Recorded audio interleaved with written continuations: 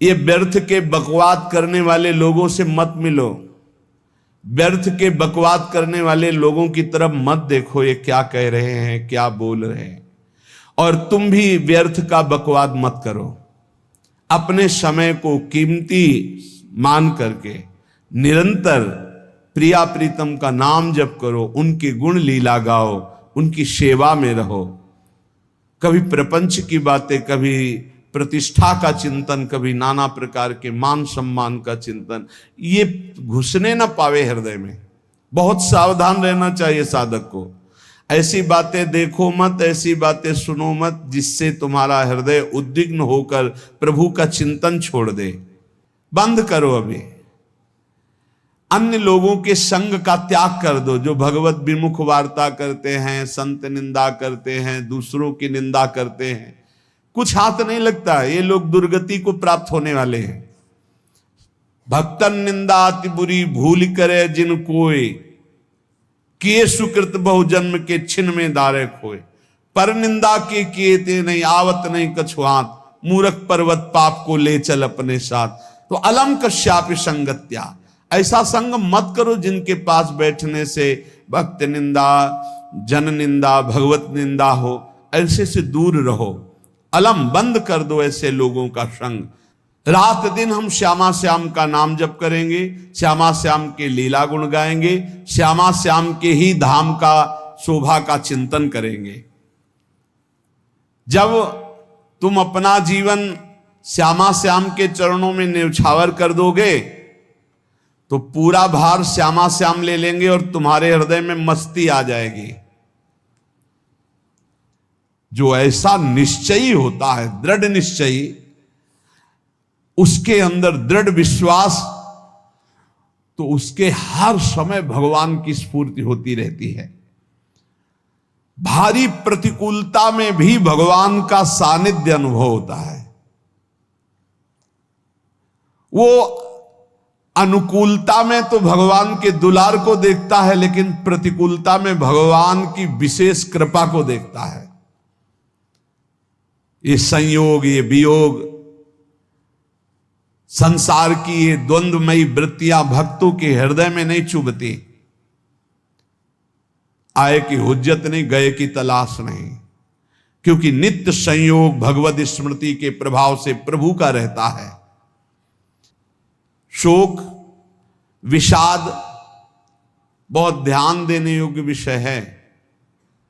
तभी लोगों को ऐसा लगता है कि ऐसा कैसे हो सकता है। भक्त के चरित्रों को जब सुनते तो लगता है ऐसा कैसे हो सकता है, ऐसी परिस्थिति में भी ऐसा कैसे हो सकता है।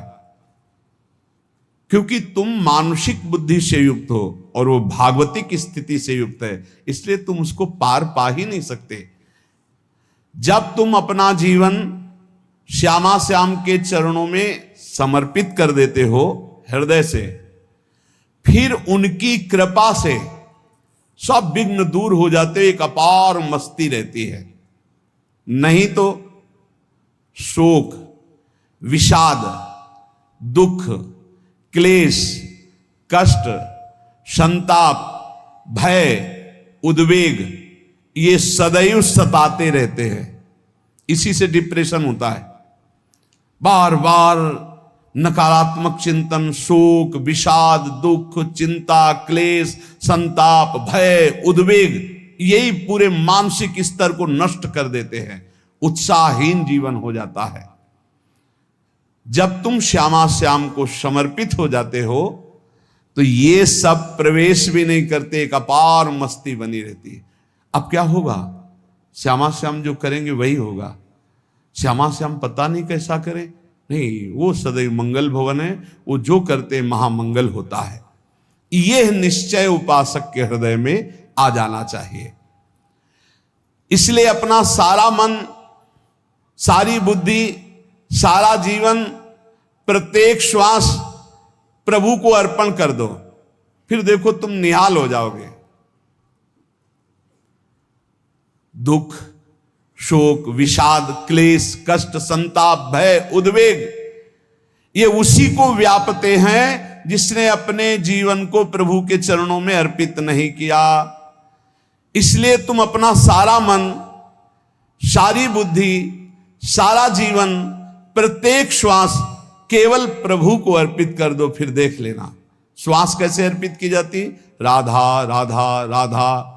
बुद्धि कैसे अर्पित की जाती, एकमात्र निश्चय कि भगवत सुख ही सुख है, ये जागतिक सुख सुख नहीं, ये दुख है, ये ऐसा दलदल है जिससे आज तक कोई नहीं निकल पाया। सारा मन, हम मन से केवल प्रभु का मनन करें, बार बार मन को संसार से हटा के नाम में, रूप में, लीला में, धाम में लगाएं।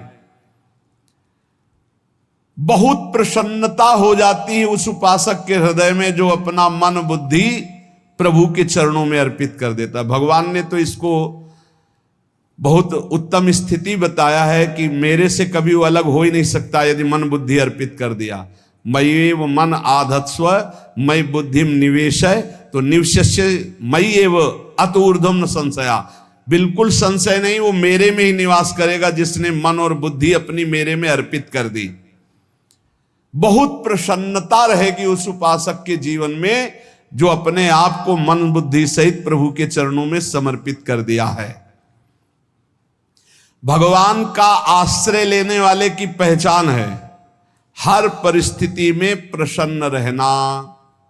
देखो आप भगवद आश्रित हो कि नहीं, देखो अनुकूल परिस्थिति में तो सब प्रसन्न रहना, लेकिन प्रतिकूल परिस्थिति में प्रसन्न रहना ये भगवान के भक्तों का लक्षण है। हर परिस्थिति में प्रसन्न रहना ये भगवान के भक्तों का लक्षण है। आनंदगन भगवान का आश्रय मिलते ही आनंद छा जाता है हृदय में। उनके पास आनंद का अभाव होता ही नहीं है।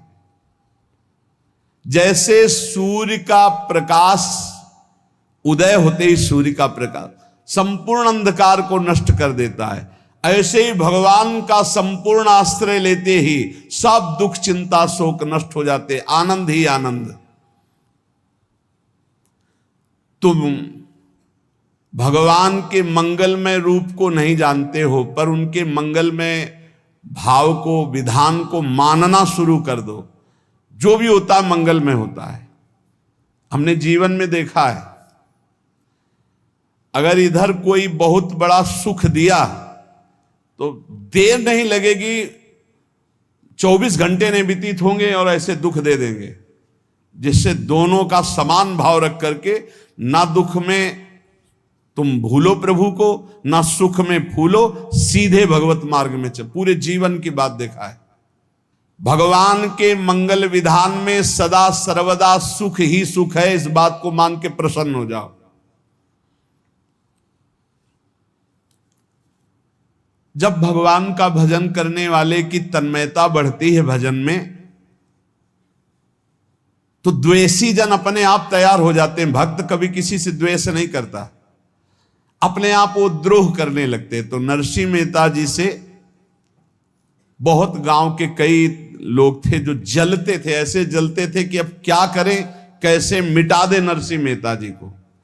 अब उपाय तो मिल नहीं रहा था। तो एक दिन संतों की मंडली आई और उन्होंने कहा कि हम रास्ते में कोई चोर आदि धन ना ले ले, इसलिए यहां से किसी की हुंडी चलती है क्या द्वारिका में? पहले ऐसा था। बोले हाँ हमारे यहां बहुत बड़े सेठ हैं नरसिंह मेहता जी, पर आप कहोगे वो मना कर देंगे।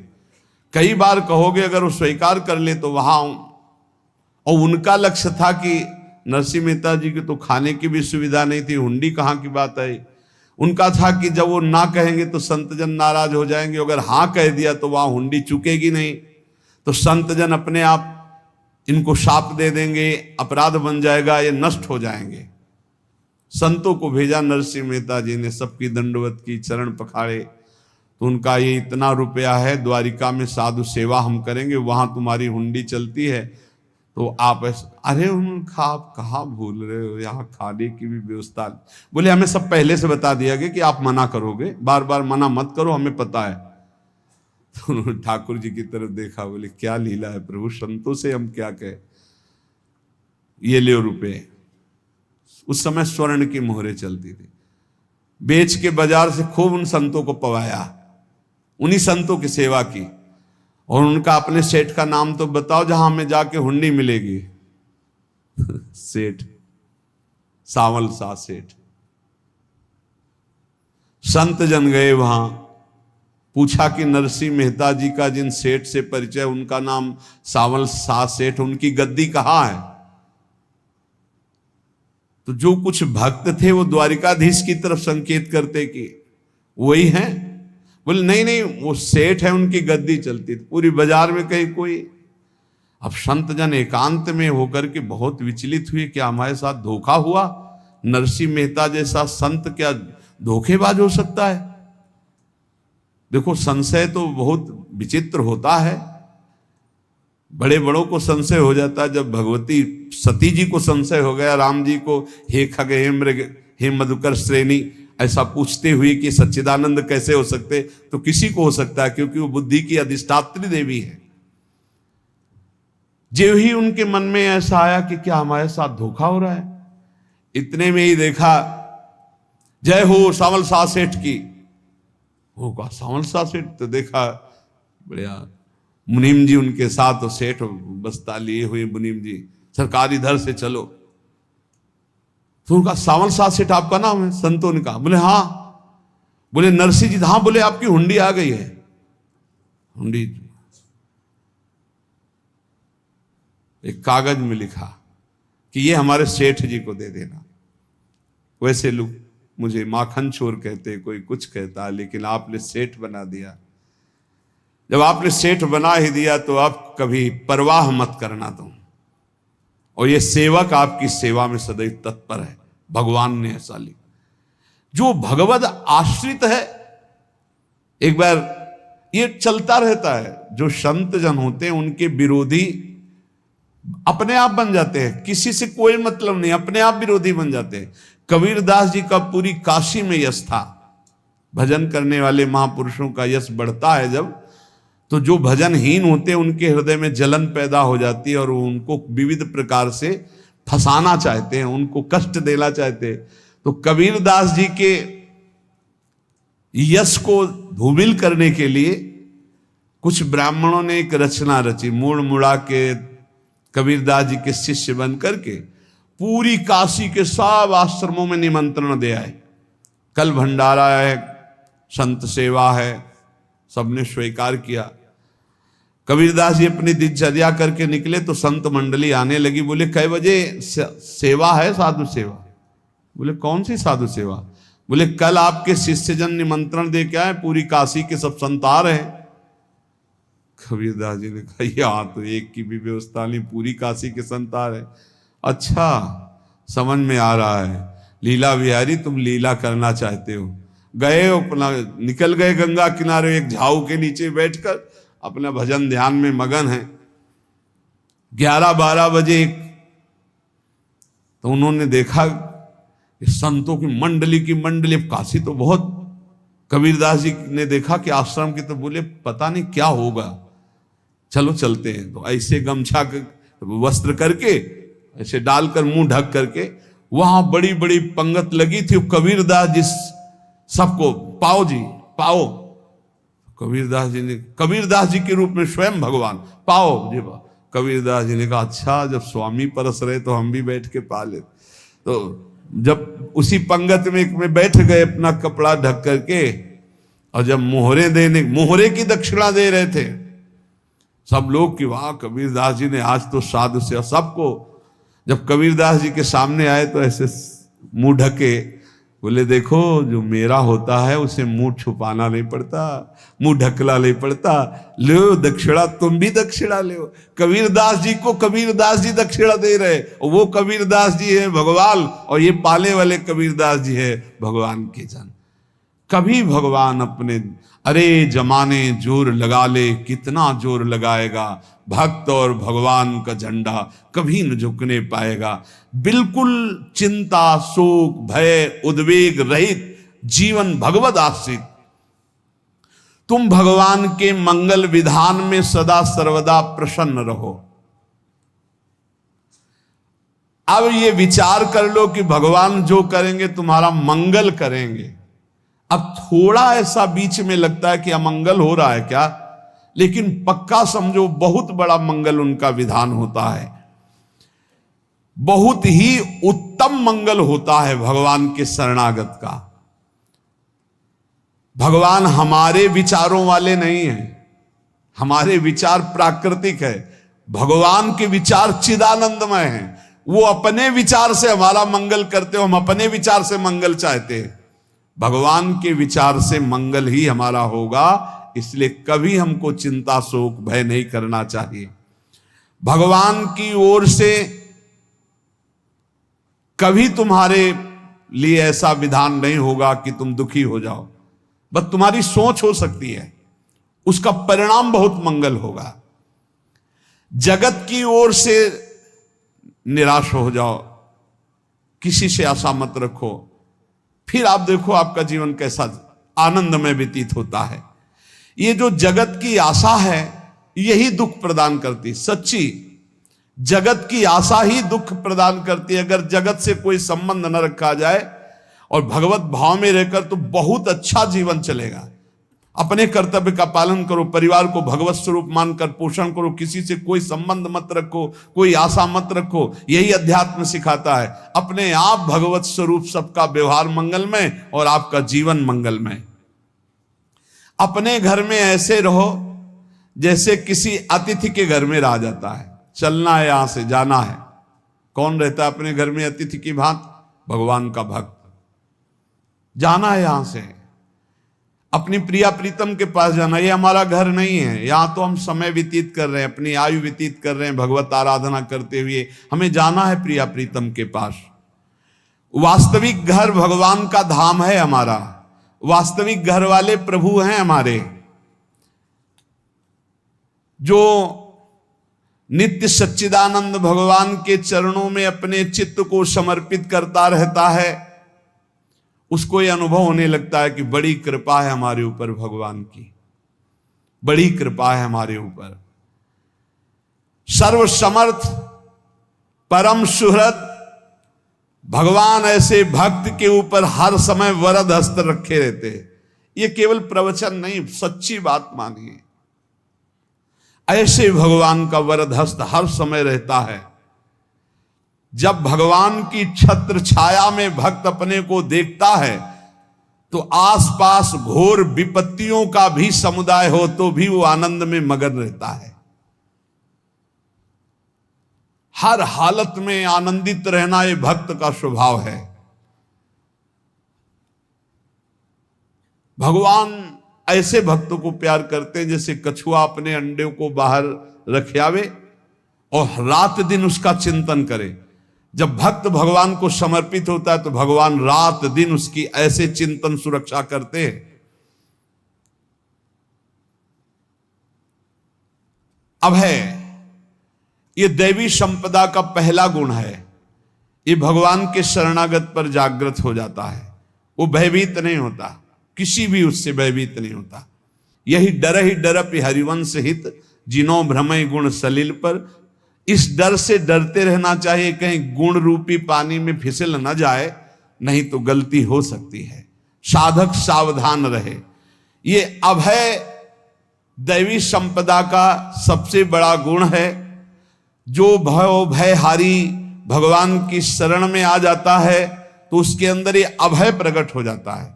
अगर कहीं तुम्हें एकांत में भय लग रहा है, एक आदमी तो एकांतिक में आए थे, वो कह रहे थे कि हमें हर समय भय लगा रहता कि कोई हमारे पीछे है, अंधेरा तो लगता कोई खड़ा है, मैं जीना मुश्किल हो गया, ऐसा भय। देखो ये मन कैसा है, भगवान से विमुख होने पर कैसे डरवाता है। वो कह रहे हैं हर समय मुझे डर लगा रहता है, कोई सामने खड़ा है, कोई पीछे खड़ा है, ऐसा भय लगने लगता है। और जब भगवान की शरण में आ जाते हैं तो ये अभय स्थिति हृदय में जागृत हो जाती है। कोई भी भय आसपास आ ही नहीं सकता, यहां तक कि नरक का भी भय खत्म हो जाता है जो भगवान की शरण में है। महापापी भी पुण्यात्मा महान भक्तों के समान वो उत्तम गति को प्राप्त हो जाता है जो भगवान की शरण में हो जाता है। पर ये जो भोगों का आश्रय लिए हुए हैं, मनमानी आचरण कर रहे हैं, ये कभी उस अभय को जान ही नहीं सकते कोई अभय पद है क्या। इनको तो कदम कदम पर शोक, भय, और दुख की प्राप्ति होगी। कोई बचा नहीं सकता जो भोगों में लगे हैं, मनमानी आचरण कर रहे हैं। अगर निर्भय होना चाहते हो, परम सुखी होना चाहते हो, तो भगवान के शरणागत हो जाओ। सारे जगत को अभय दान देने वाले भगवान हैं। भगवान का एक प्रण है, मम पन शरणागत भयहारी। जो मेरी शरण में आ गया उसके भय का मैं नाश कर देता हूं। साधना में अवस्था मन की मानी जाती है कि आप कितने अच्छे साधक हैं। यदि आपका मन भगवदाकार है, हर समय भगवत चिंतन चल रहा है, आपके स्वप्न भागवती का रहे हैं, आपके विचार भागवतिक हैं, तो आपकी अच्छी साधना हो रही है। और यदि आपके स्वप्न गंदे आ रहे हैं, क्योंकि स्वप्न में मन का ही सारा खेल होता है, और आपकी चिंतन वृत्ति वासनात्मक चल रही, तो अभी साधना का प्रभाव मन पे नहीं पड़ा है। जिसका मन हर समय भगवत चिंतन करता रहता है, वो जीते जी जीवन मुक्त हो जाता, अनुभव होता है। जैसे किसी ने कहा कि हमें कैसे पता चलेगा कि हमारा काम हो गया है, तो जैसे आप भोजन पा लेते हैं तो किसी दूसरे से गारंटी थोड़ी लेनी होती कि हम छक गए हैं क्या, आप जरा बताना हम छक गए हैं क्या। नहीं, अपने हृदय में आ जाता है कि अब मैं तृप्त हो गया। ऐसे ही अपने हृदय में आ जाता है कि मेरा काम हो गया, अब मेरा जन्म नहीं होगा। ये हृदय में आ जाता है, अपने आप अनुभव में आ जाता है। जब स्वरूप बोध होता है तो किसी और से सलाह थोड़ी लेनी होती है, वो अपने आप अनुभव में आ जाता है। हाँ, यदि गुरुदेव का वर्ण नहीं किया है तो फिर आपको किसी न किसी गुरु से प्रमाणित करवाना पड़ेगा। और अगर गुरुदेव का वर्ण किया है तो वही मंत्र, वही नाम, वही गुरु शरणागति आपको अंदर से पुष्ट कर देगी कि आपका काम हो गया है। विषय चिंतन करता हुआ मन विषय आसक्ति को प्राप्त होता है। विषय आसक्ति को प्राप्त हुआ मन बार बार जन्म मरण और नरक को प्राप्त होता है। बस ये विषय चिंतन हटाना ही प्रमुख कर्तव्य साधना का है। बार बार मन को विषयों से हटा करके प्रभु के नाम में लगाओ, प्रभु के रूप में लगाओ, प्रभु की लीला में लगाओ। जहां भगवान प्रकट होते हैं वहां परमानंद की बाढ़ आती है। पर ये ध्यान रखें, गुलाब का फूल कांटों में खिलता है, उसकी सुगंध लेनी, फूल लेना है तो कांटों से बचाकर। ऐसे ही जब आप भगवत चिंतन के लिए चलेंगे तो आपका चिंतन चुराने के लिए माया विविध नाटक करेगी, कांटे फैलाएगी। कोई तुम्हारी निंदा करेगा, कोई अपमान करेगा, कोई उपहास करेगा, तुम्हारी अव्यवस्था हो सकती है, तुम्हारी परिस्थिति बहुत भयावह हो सकती है। इन परिस्थितियों में भी भगवत चिंतन का तार ना टूटने पावे तो आगे गुलाब का फूल है। जैसे कांटे से बचाकर गुलाब का फूल लेते हैं और भगवद अर्पित करके सौरभ का सुख लेते हैं, ऐसे ही भगवान के प्रेमानंद का अनुभव करने के लिए संसार के कांटों से बचना होगा। और खिलेगा यही फूल संसार में ही, मनुष्य देह में, और योनियों में नहीं। भगवत प्राप्ति स्वर्ग में नहीं होगी, इसी मृत्यु लोक में होगी। पहले मन नहीं लगता भगवत चिंतन में, भगवत चिंतन जबरदस्ती करना पड़ता है। भगवत चिंतन जे ही प्रारंभ करोगे ते ही बहुत बाढ़ आ जाएगी पाप चिंतन की। ध्यान दीजिए, बहुत लोग प्रश्न करते रहते हैं कि हम जब भजन में बैठते हैं तो बहुत गंदी बातें आती, मन बड़ा चंचल होता है, भाग जाता है। ऐसा प्रारंभ में जब कोई भगवत चिंतन प्रारंभ करता है तो उसका मन विषयों में भागता है, गंदी बातों में भागता है। अब लोग कहते पहले तो हमारा चिंतन बढ़िया होता था, अब चिंतन नहीं होता। तो कोई सिद्ध पुरुष थोड़ी हो गए, तुम्हें जबरदस्ती चिंतन करना होगा। जगत के प्राणी में जहां मन जाए तो इसमें भी भगवान, पदार्थ में मन जाए तो उसमें भी भगवान, जहां जहां मन जाए वहां वहां भगवान देखो, या मन को हटाकर नाम मंत्र में लगाओ। ऐसे भगवत स्मृति जागृत की जाती है, बार बार प्रयास करना होता है। कई लोग ये प्रश्न करते हैं कि हमसे बड़े पाप हो गए तो क्या हमें भगवान की प्राप्ति हो जाएगी? तो यहां कह रहे हैं भगवान किसी के पूर्व जीवन को नहीं देखते हैं, वर्तमान के भजन को देखते हैं। पकड़ो इस बात को।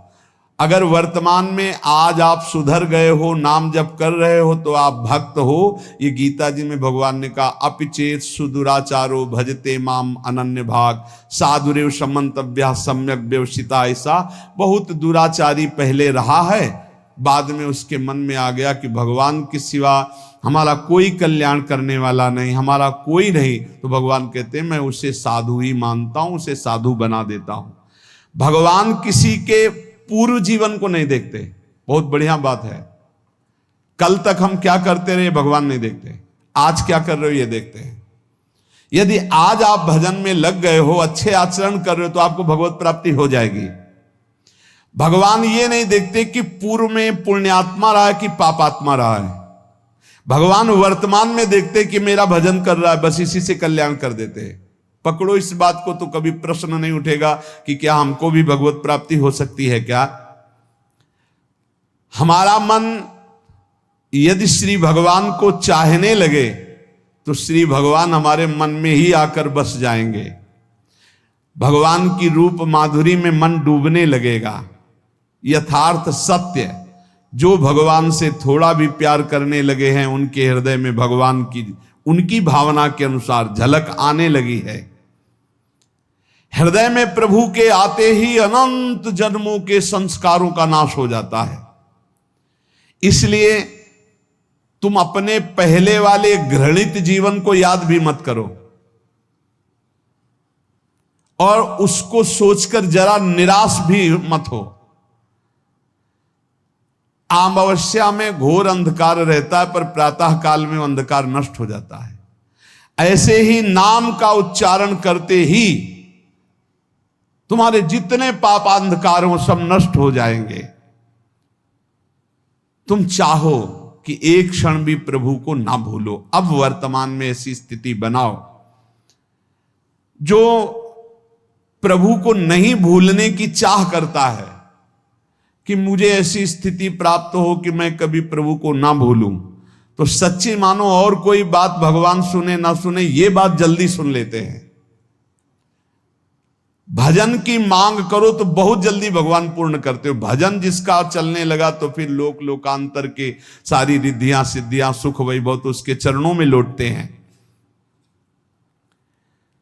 जब हम प्रभु से प्रभु का स्मरण न मांगकर भोग मांगते हैं, तभी हमारा भजन रुक जाता है, भजन नहीं चल पाता। यदि हम प्रभु से केवल भजन मांगे तो विश्वास करो ब्याज में सब हो जाएगा।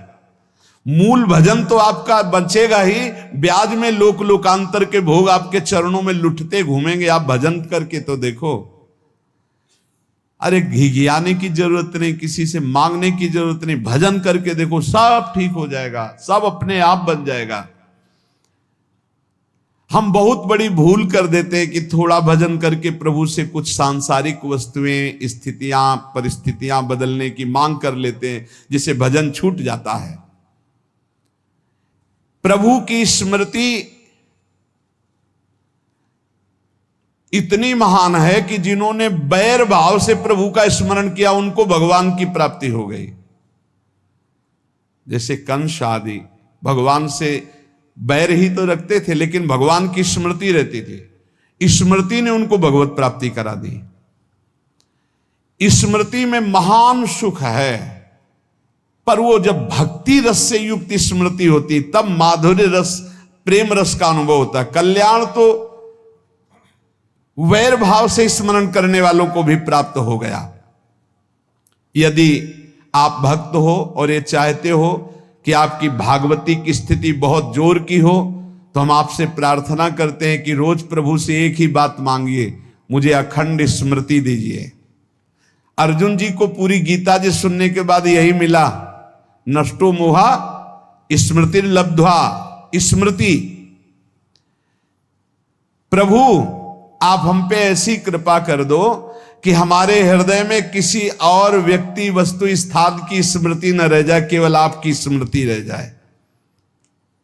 ये चाह भगवान बहुत जल्दी पूर्ण कर देते हैं यदि उपासक हृदय से ये बात मांगे। भगवान की कृपा से ही ऐसा हो सकता है कि अखंड स्मृति ये कर्म फल से नहीं मिलती है। प्रभु के प्रति निर्भर होकर जो दैन्यता पूर्वक प्रभु से मांगता है और हर समय अभ्यास करता रहता है भगवत स्मरण का, उसको ये स्मृति मिलती है।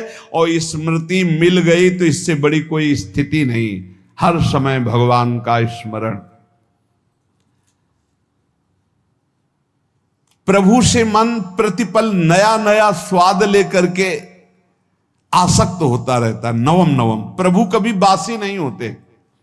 जैसे किसी व्यक्ति को देखो तो देखते देखते मन हट जाएगा कि देख लिया, बहुत सुंदर है, ठीक है, लेकिन वो एक दिन मन हट जाएगा। और प्रभु की सुंदरता नवम नवम है, प्रभु के नाम का स्वाद नवम नवम है, प्रभु की लीला का स्वाद नवम नवम है, प्रभु के धाम की शोभा नवम नवम है।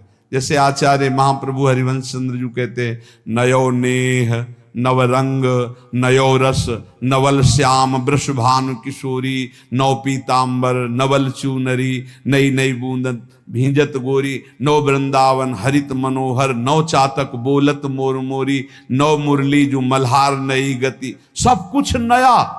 तो नवम नवम प्रभु प्रतिपल नवम नवम प्रभु का रूप, प्रियाजू का नवम नवम, अबहीं और अबहीं और अबहीं और है। तो कहते हैं जब मन निरंतर स्मृति में डूबता है तो जब प्रभु की रूप माधुरी प्रकाशित होती तो ऐसी नवम नवम कि कभी ये नहीं होता कि रूप बासी हो गया। ये वही रूप है जो हमने अभी देखा था, नवम नवम। इसलिए आनंद की उफान आती रहती है उपासक के हृदय में। ऐसी प्रियता, ऐसा आनंद बिना भजन के नहीं अनुभव में आएगा। इसलिए तुम विश्वास करो, तुम्हें बहुत सुंदर सुख मिलने वाला है, आगे अपार सुख मिलने वाला है। ये थोड़ा दुख का समय काट लो, जब तक जीवन है ये दुख सुख की लहर आती रहेगी, आप इसको सह जाओ, आगे बहुत आनंद है, विश्वास मान लीजिए, बहुत आनंद है। जो ये विश्वास कर लेता है वो प्रभु के मार्ग में चलकर प्रभु को प्राप्त कर लेता है। नहीं तो इतने रोड़े हैं कि आप ऊब जाओगे, बहुत रोड़े हैं। जो प्रभु के मार्ग में चलता है तो माया के बहुत से पार्षद अपना प्रभुत्व दिखाने उनके पास आते हैं, महिमा अपनी दिखाने, पर वो किसी वस्तु स्थिति अवस्था प्राणी पदार्थ का प्रभाव स्वीकार ही नहीं करता, क्योंकि भगवत स्मृति परायण है, भगवान की कृपा पर विश्वास है, इसलिए उसको कोई फंसा नहीं पाता। वो नित्य निरंतर प्रभु से घुला मिला रहने के कारण उसकी मस्ती में कोई फर्क नहीं पड़ता। माया का प्रभुत्व रखने वाले उसे फंसाने की चेष्टा करते हैं, पर उस पर किसी का असर नहीं होता। वो कहीं लिप्त नहीं होता, वो कहीं दुखी सुखी नहीं होता, वो हर समय प्रसन्न रहता है। तुम देखो, हर समय प्रसन्न रहते हो? यदि नहीं तो तुम किसी व्यक्ति वस्तु का आश्रय लिए हुए, प्रभु का नहीं। अगर हां तो हर समय प्रभु का स्मरण चलना चाहिए, हर समय प्रभु के आश्रित हो, फिर देखना ये आनंद, ये प्रसन्नता क्या रूप रखती है।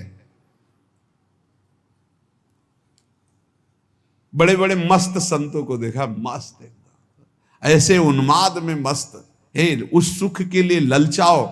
कब तक जन्मते मरते रहोगे, कब तक बार बार दुख भोगते रहोगे, कब बड़ा प्रपंच है ये। भगवान का स्मरण परम पुण्यात्मा पुरुष का हृदय माना जाता है, बहुत पवित्र हृदय, बड़ा पुण्यात्मा हृदय जिसमें भगवान का स्मरण। भगवान का विस्मरण पापात्मा पुरुष, भयानक विपत्ति दुर्भाग्य आते हो। सुदृढ़ निश्चय करो, अब हम भगवान के स्मरण में अपना समय व्यतीत करेंगे। मेहनत करो, कार्य करने के लिए कोई मना नहीं, आप नौकरी करो, किसानी करो, व्यापार करो, पर अंदर अंदर भगवत स्मृति, भगवत स्मृति ही सबसे बड़ी स्थिति है।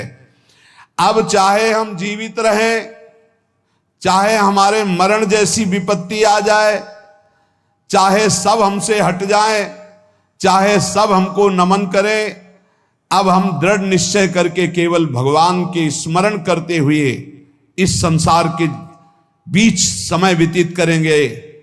अब हम चूकने वाले नहीं। ये नियम लीजिए, चाहे जीवन रहे या ना रहे, चाहे मरण जैसा कष्ट आ जाए, चाहे सब वियोग हो जाए, सब चले जाए, चाहे सब संयोग हो जाए, सब नमन करें, अब हम प्रभु का स्मरण नहीं छोड़ेंगे।